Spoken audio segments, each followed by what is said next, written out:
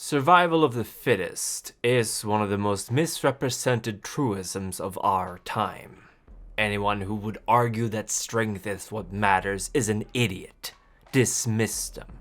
They are beneath your notice. Anyone who would say that it is about fitness for your environment, well, they have potential. Misguided, but not a lost cause. The correct answer is, of course, that those who can adapt their surroundings to their needs are the true masters of evolution. Self-improvement is a great thing, don't get me wrong, but it was when humanity learned to tame the wilds, to domesticate animals and to grow their food instead of searching for it, that they truly became the dominant life form on this planet. And that is why you don't feed on stray dogs in an alley like some degenerate pander. K-Tiff, right, it's K-Tiff, I need to remember that one.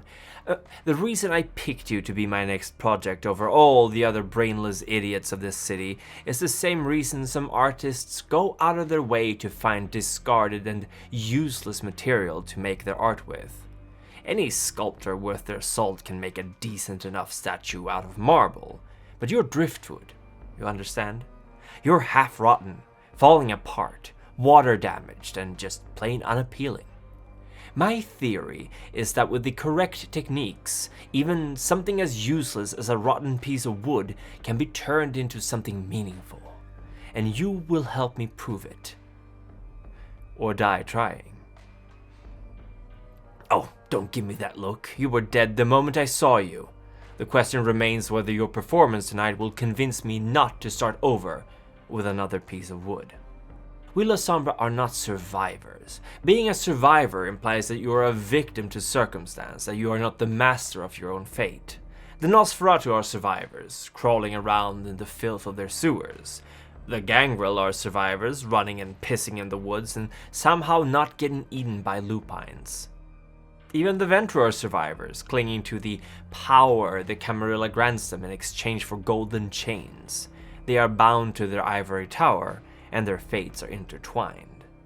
No, we are rulers, we are magisters. We take what we want, we rule what we need, and we do not let circumstances dictate to us what we can or cannot do. You think me killing your children in front of you was meant to push you or punish you? To somehow make you feel terrible so you could then puzzle yourself back together despite your loss? Don't be ridiculous. We are not humans. Humans grieve, they weep for their dead, and they move on. We are Lasombra, and we do not grieve. I killed those children because I needed to show you that nothing, not even your own flesh and blood, is too important for you to discard if you need to. No thing, no person matters to you more than you and your ambitions.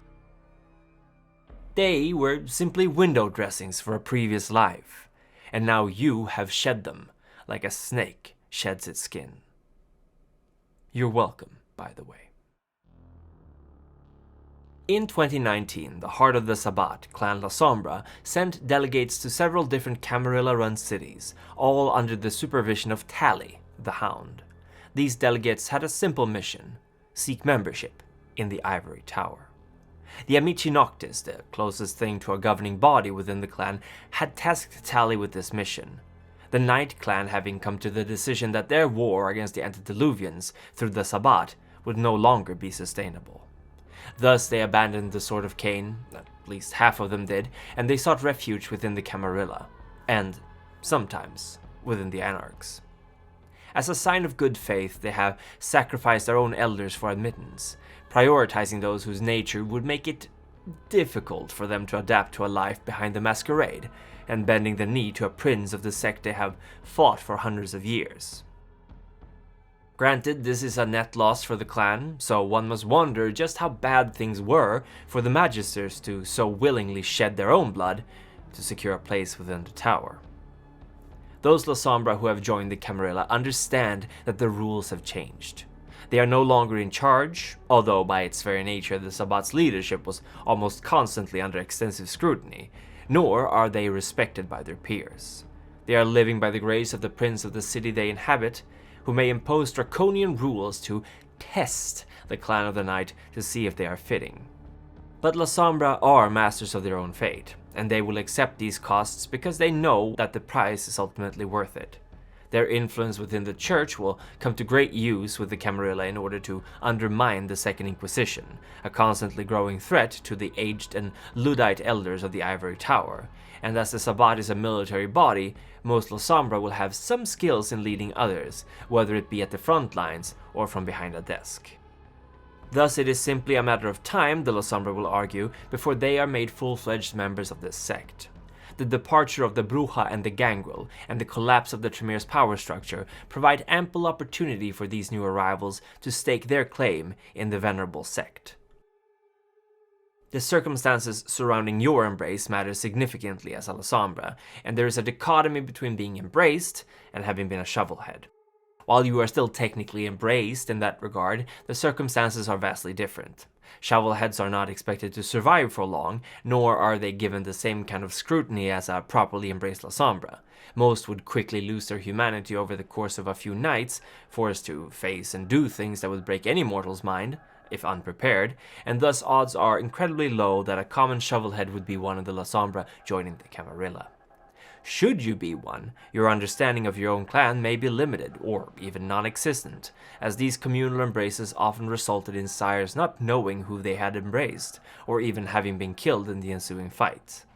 These Lasombra may over time find someone to adopt them, but it's not unlikely that they may continue their undead existence as panders, clanless, and who might never develop the mastery of their discipline of oblivion, previously known as obtenebration, beyond the most rudimentary.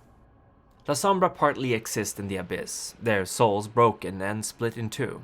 Thus they cannot be caught on any kind of recordings, as their voice and shape will be distorted by the corrupting influence of the source of their power. Likewise, they are unable to use any devices that require touch technology, and electronic detection devices may malfunction around them. This, combined with their inability to see their own reflection in anything, means that most Lasombra either care absolutely nothing for their own appearance, knowing there's only so much they can do anyway, or will go to great lengths to ensure that the exact look they require is met. To this end, Lasombra, perhaps more than most other clans, rely on their ghouls to aid them. Naturally, due to their controlling nature, few Lasombra will permit just any ghoul to touch their hair or face, but this slight bit of weakness is compensated for by the ghoul's knowledge that should even a single strand of hair be out of place, their many years serving their master faithfully will not matter in the slightest. They are but a tool that can be discarded and replaced. This very same connection to the Abyss is also the double-edged sword that is their clan's specialty, their mastery over darkness and shadows.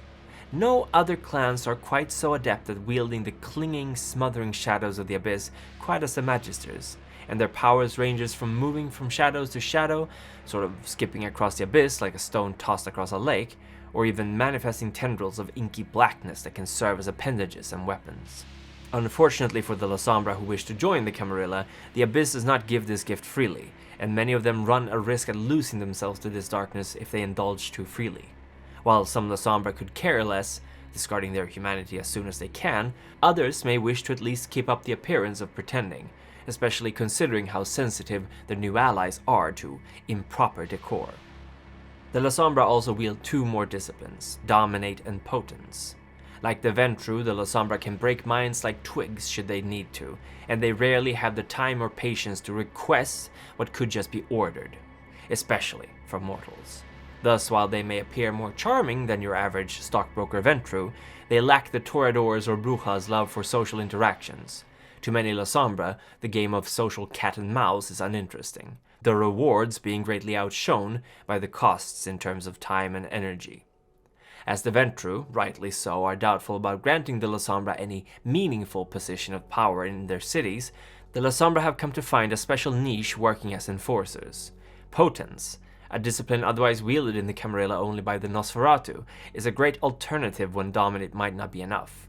Lasombra get what they want through force, and thus make for great scourges or hounds, maybe even sheriffs, although any prince who do grant them this privilege must make sure not to offend the Nosferatu and Banu Hakim, two Camarilla clans who may be gunning for these roles as well. The Ventrue and Lasombra have a complicated relationship. On the one hand, they despise each other, each having been the political leaders of rivaling sects for hundreds of years. On the other, they both have highly pragmatic approaches to most of their problems, and neither of them tend to forget old slights, even if they won't act on their base impulses like some low-born bruja.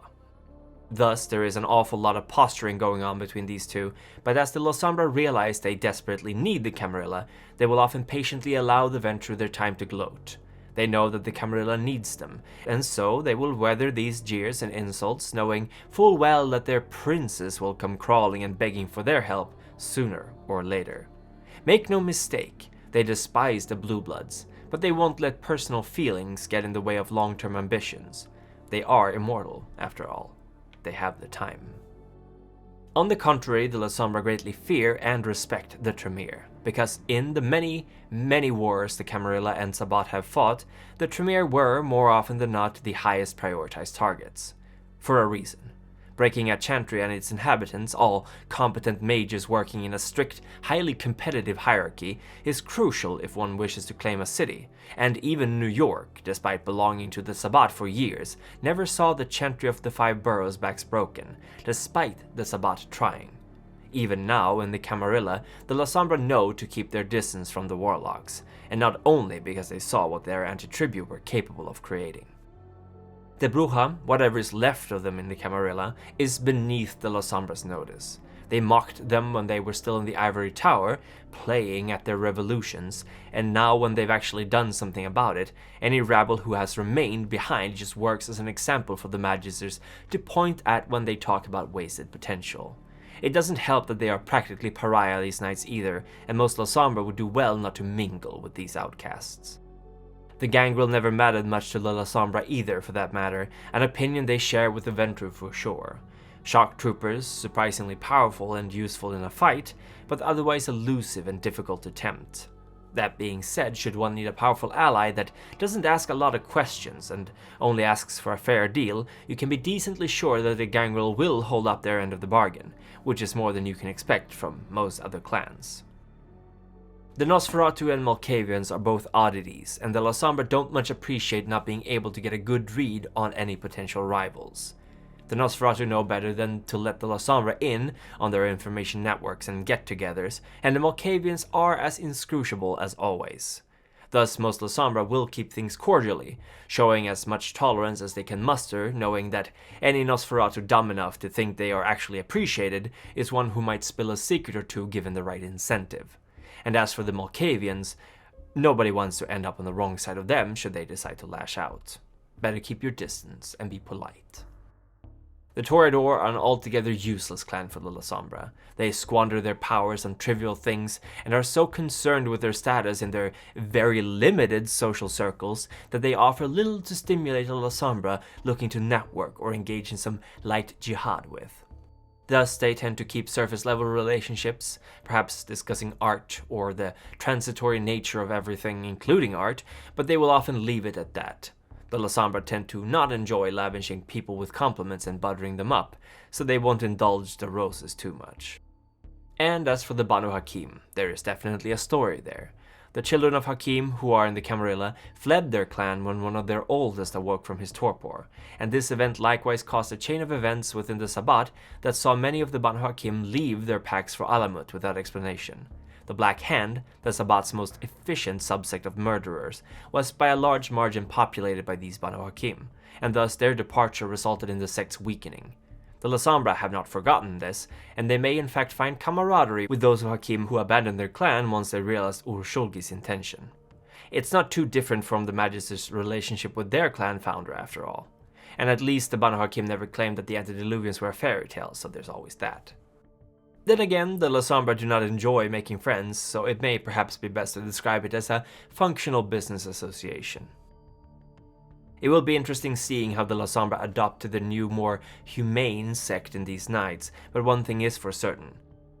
The Magisters know how to bide their time, and they know that nothing, not even the sect they themselves founded, is worth dying for. The 3 grandchildren of Cain wait patiently for the time of judgment to arise. Bambi Parsons, a leader with an unbreakable will, Procyon, who has shed his weaknesses and has been reborn as a god amongst Cain's angels, and Dougal, whose thirst for blood is matched only by his strength of will and purpose. Their childer, the Methuselah, control our every move through their timeless Jyhad. They are her satanic majesty Dani, whose mere presence chills the blood, Maximilian S. Hardcastle, a tutor and master of the Jyhad, Socrates Johnson, a masterful craftsman of stories, Lauren Eason, a trustworthy ally and friend, and Alexander Kishtaria, esoteric scholar and mentor in magecraft. On the council of the Primogen are seated Edward Reed, Ian Nichols, Ravenfang, and the Autumn Alchemist, wise leaders and of good judgment. This week, the council would wish to thank the Elder Non-God for your continued insight into matters of our common interests. We would also wish to give our regards to the Ancilla Envihan. Your service to the council has not gone unnoticed. Thank you for your support. Naturally, all of our elders, ancillae, and neonates receive our gratitude from the bottoms of our hearts. Without your support, this would not be possible. And thank you for watching. Now be careful out there, for Gehenna may soon be upon us.